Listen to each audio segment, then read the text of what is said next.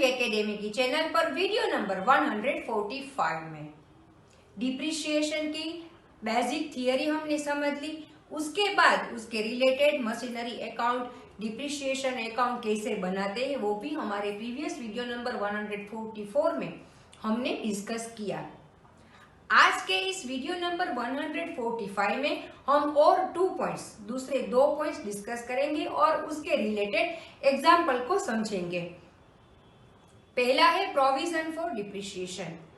Depreciation का provision किया जाता है यानी कि एक्यूमुलेटेड डिप्रिशिएशन अकाउंट, जहां पर डिप्रिशिएशन को एक्यूमुलेट किया जाता है। तो उसके रिलेटेड एंट्रीज कैसे करते हैं, और एक वो पॉइंट है कि जो मशीनरी की डिप्रिशिएशन हम कैलकुलेट करते हैं ईयर बाय ईयर, उसकी बुक वैल्यू फाइंड करते हैं। अगर उस मशीन को, अगर उस असेट को हम बेच देते हैं या डिस्पोज कर देते हैं तो उसकी एंट्री कैसे होगी। डिप्रिशिएशन चार्ज करने की, डिप्रिशिएशन को रिकॉर्ड करने की और एक मेथड भी है जिसमें एक्यूमुलेटेड डिप्रिशिएशन अकाउंट, और जिसे हम प्रोविजन फॉर डिप्रिशिएशन अकाउंट के नाम से जानते हैं। मतलब यहाँ पे डिप्रिशिएशन की जो अमाउंट होती है उसको यहाँ पे डाला जाता है। क्या होता है इसमें, depreciation is credited to the provision of depreciation account. जो हम पहले करते थे कि डिप्रिशिएशन अकाउंट को हम एसेट अकाउंट में क्रेडिट करते थे, उसके बजाय अब हमें करना है depreciation account debit to provision for depreciation account credit. हमारी जो भी डिप्रिशिएशन की अमाउंट होती है उससे अब हम इस तरह से एंट्री करेंगे। उसके बाद in the balance sheet the asset is shown at original cost less amount of provision. Balance sheet में हम जो एसेट को दर्शाते हैं उसे हम ओरिजिनल कॉस्ट पे दर्शाते हैं, जिसमें से हम प्रोविजन की अमाउंट को माइनस करते हैं। थियरिकल ये बात थोड़ी टफ लगेगी, समझ में ना आए ऐसा भी होगा, पर प्रैक्टिकली जब हम सॉल्व करेंगे तब ये बात बहुत ही सिंपल है और इजीली समझ में आ जाएगी।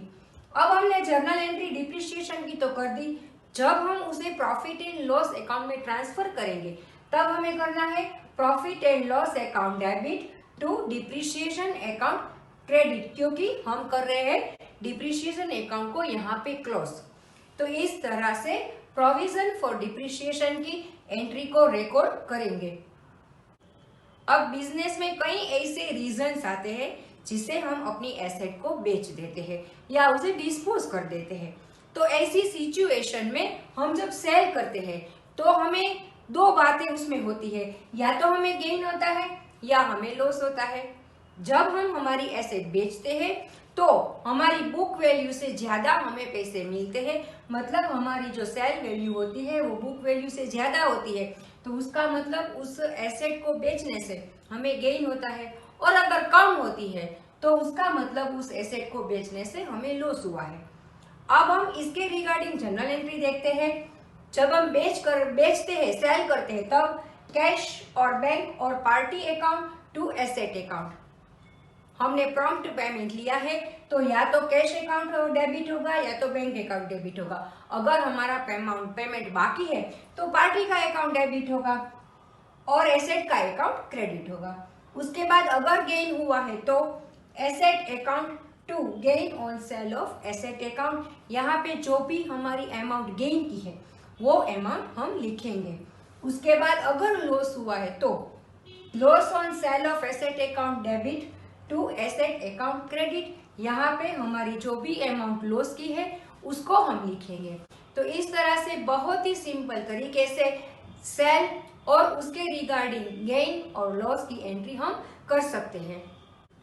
अब इन दोनों पॉइंट को साथ में लेकर मैं एक एग्जांपल समझाती हूँ जिसमें प्रोविजन फॉर डिप्रिशिएशन अकाउंट भी बनाना है और कोई भी एसेट मशीनरी का सेल भी किया गया है। देखते हैं इसे हम। A company purchased a machinery for ₹2 lakh on 1st April 2016। 1st April 2016 को हमने एक मशीनरी परचेज की है जिसकी वैल्यू है ₹2 lakh। The machinery is depreciated at 10% per annum of cost। Her year को हमें 10% रुपीज, उसकी कॉस्ट के 10% रुपीज डिप्रिशिएशन लेना है। On 1st October 2018 1 अक्टूबर 2018 को हमने सेल कर दी है और हमारी जो सेलिंग प्राइस है वो है 1,20,000 रुपीज। अब हमें machinery account and provision for depreciation account इसका प्रिपेयर करना है।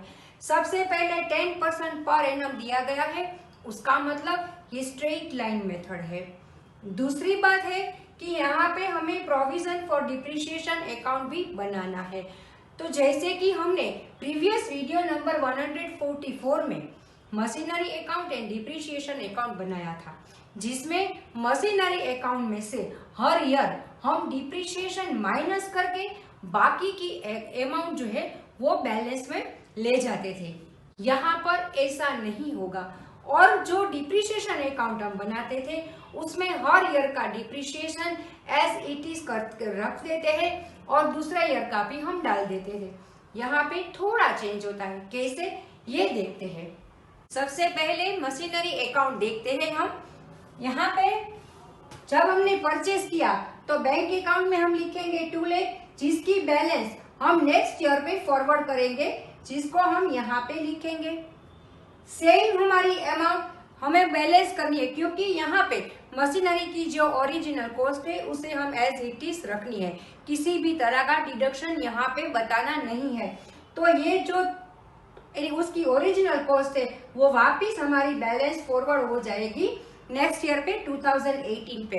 अब हमने किया है सेल, तो हमने जब 2 लाख रुपीस की जो कॉस्ट वाली मशीनरी थी उसका 1,20,000 में हमने सेल किया है। तो अभी तक का डिप्रिशिएशन कैलकुलेट करके उसको हम मशीनरी की जो वैल्यू होती है, जो कॉस्ट होती है, उसमें से माइनस करके मशीनरी की बुक वैल्यू निकालते हैं और उसके बाद हम तय करते हैं कि मशीनरी के सेल करने पर हमें गेन हुआ है या लॉस हुआ है। तो यहाँ पर हमने डिप्रिशिएशन कैलकुलेट किया तो डिप्रिशिएशन हमारा आता है 50,000 और हमारी जो सेलिंग प्राइस है वो है 1,20,000। तो हमारी जो 2 लाख की कॉस्ट है मशीनरी की, उसमें से 50,000 हमने डिप्रिशिएशन माइनस किया, तो हमारी अब तक की बुक वैल्यू आती है 1,50,000। हमने एसेट का सेल किया है 1,20,000 में, मतलब कि 30,000 का हमें लॉस हुआ है। तो अब हम जब हमारी ये मशीनरी को सेल करते हैं तब हम उसकी एंट्री ऐसे डालते हैं, by bank account 1,20,000, by provision for depreciation account 50,000, by sale of machinery 30,000। ये जो लॉस हमारा है वो हम प्रॉफिट एंड लॉस अकाउंट में ट्रांसफर करेंगे। अब देखते हैं प्रोविजन फॉर डिप्रिशिएशन अकाउंट कैसे बनाते हैं। यहाँ पर हमने जो भी फर्स्ट ईयर में 20,000 का हमने डिप्रिशिएशन लिया है 10% ऑफ 2 लाख रुपीज, तो वो हम डालेंगे बाय डिप्रिशिएशन अकाउंट और जिसको हम बैलेंस करेंगे टू बैलेंस सीडी ईयर की आखिर में। उसके बाद हमने ये ईयर क्लोज किया मार्च 31, 2017 को। अब हम नेक्स्ट ईयर स्टार्ट करेंगे 1 अप्रैल 2017 को। तो ये जो बैलेंस हमारी है वो हम आगे ले जाएंगे और जिसे भी लिखेंगे 20,000। अब 2017 के ईयर का हमारा जो डिप्रिशिएशन है वो उसके साथ हम ऐड करेंगे, तो हमारा टोटल डिप्रिशिएशन हो गया 40,000, जिसको हम आगे ले जाएंगे मार्च 31, 2018 की डेट पर। अब वापिस 2018 मार्च 31 को जो हमने ईयर क्लोज किया उसके बाद का नेक्स्ट ईयर जब शुरू होता है तो वापिस ये 40,000 की बैलेंस यहाँ पे हम लिख देते हैं।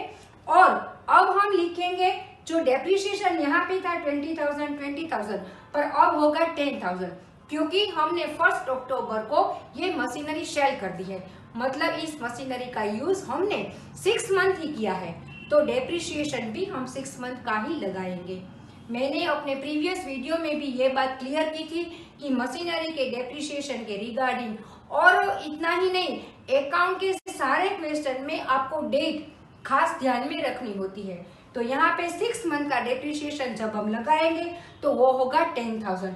अब हमारा टोटल डिप्रिशिएशन हो गया 50,000, जो अब हम मशीनरी अकाउंट में ट्रांसफर कर देंगे। तो इस तरह से ये प्रोविजन फॉर डिप्रिशिएशन की जो भी लास्ट में अमाउंट आ गई, जो लास्ट बैलेंस आ गई, उसको हम इस तरह से मशीनरी अकाउंट में ट्रांसफर करते हैं। तो इस तरह से आप वर्किंग नोट बनाकर भी ये क्वेश्चन सॉल्व करते हैं, और अगर वर्किंग नोट बनानी जरूरी नहीं लगती तो आप एज इट इज भी machinery account and provision for depreciation account बना सकते हो। आज के इस वीडियो में हमने सेल और गेन का टॉपिक सीखा, प्रोविजन फॉर डिप्रिसिएशन अकाउंट कैसे बनाते हैं वो भी सीखा। हमारे नेक्स्ट वीडियो नंबर 146 में हम अलग अलग सिचुएशन में अलग अलग मशीनरी अलग अलग डेट को परचेज करते हैं, बेचते हैं, तो उसके रिगार्डिंग अलग अलग अकाउंट अलग अलग कैलकुलेशंस कैसे करते हैं, कैसे बनाते हैं, वो हम सीखेंगे। तब तक stay tune with Shiv Academy. Thank you.